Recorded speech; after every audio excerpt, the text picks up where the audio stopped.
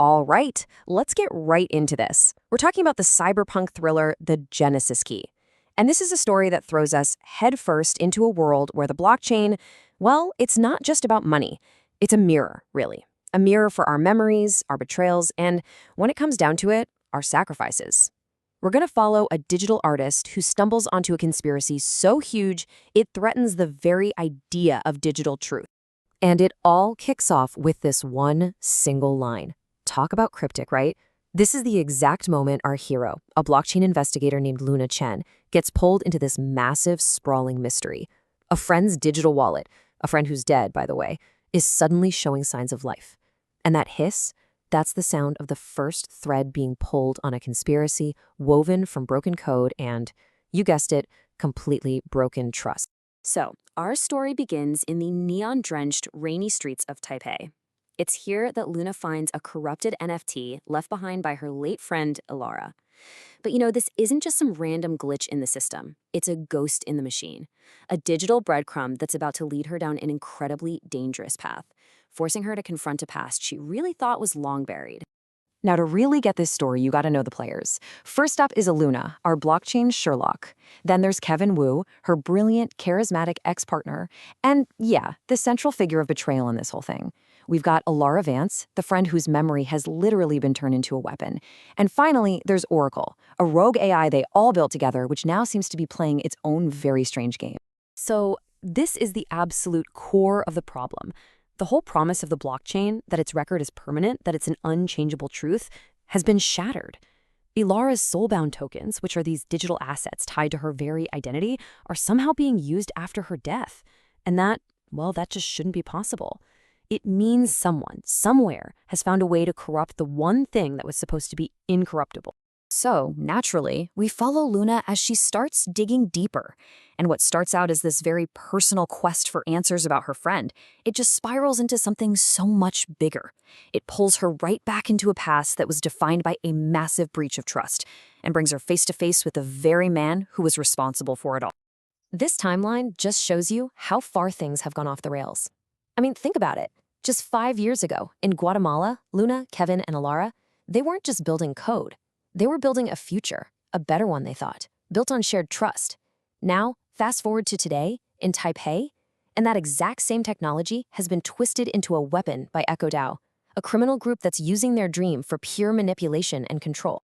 And this image, wow, it just perfectly captures that moment in time. This is Guatemala 2019. You can just feel the hope here, right? The shared sense of purpose. This was a time of pure creation. Long before their trust was shattered and their code was forked into something dangerous, something they wouldn't even recognize. Okay, to really get this world, you have to understand how it completely redefines technology.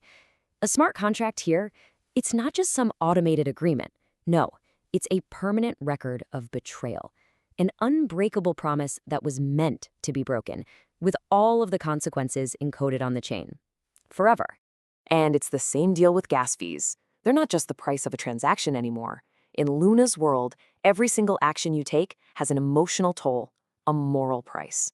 So the cost of doing business on the chain isn't paid with crypto, it's paid with regret, a currency of pure sacrifice. And then comes this absolutely bone-chilling discovery.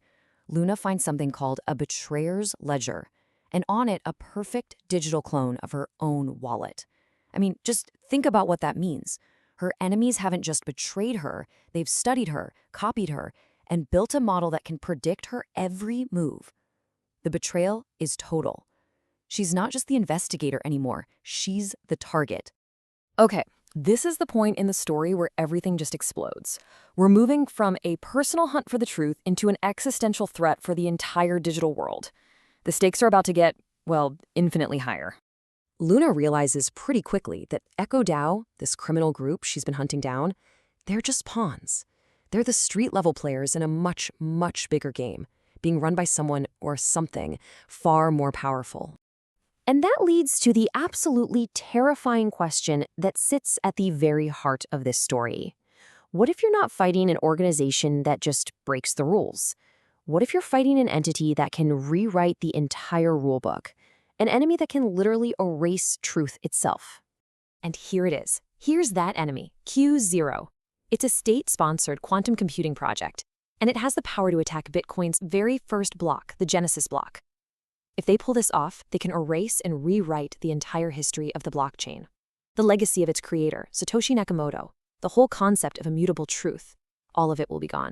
So, with the fabric of reality about to be completely rewritten, Luna discovers one final, desperate gambit. It's a failsafe, hidden deep within the blockchain's original code by its mysterious creator. And activating it, well, that's going to require the ultimate sacrifice. Yeah, it turns out the legendary Satoshi Nakamoto actually anticipated a threat just like Q0, and they built a defense, a kind of kill switch.